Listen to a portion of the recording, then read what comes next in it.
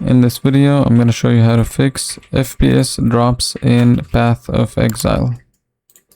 So first, go to Steam and find your game, and then you would right click on it and then go to Manage, go to Properties, and then make sure under Launch Options it's empty and make sure there's nothing written here.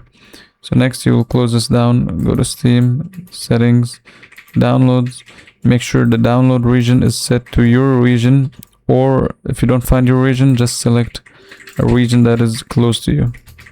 Now here you will see clear cache, so click on clear cache, and then down here under storage you'll click on these three dots and then click repair library.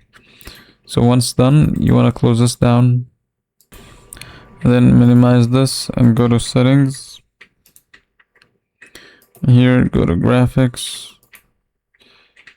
Under advanced graphics, enable this option, and then here you should be able to see your game here, Path of Exile. If you don't see it, then just click add desktop app and then go to the game folder and then add the .exe folder. Click on it and then click add. So next what you will do is you'll click on the drop down menu for the game and then select high performance. Then also make sure you turn on optimization and then close this down. Now go to CMD, run as administrator, and then you're gonna write ipconfig/release and then press enter.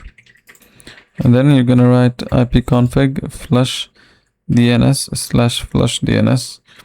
And once this one done loading, you can close it down and then go here, type in run, type %temp%.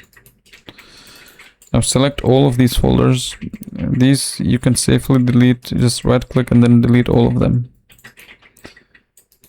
Now go to this PC, C drive, Windows, and then folder called prefetch. Then do the same thing, just select everything, then just delete. Once you're done with this, go to disk cleanup and just make sure you delete all of these junk folders. Click OK to delete all of the junk folders, and that's it.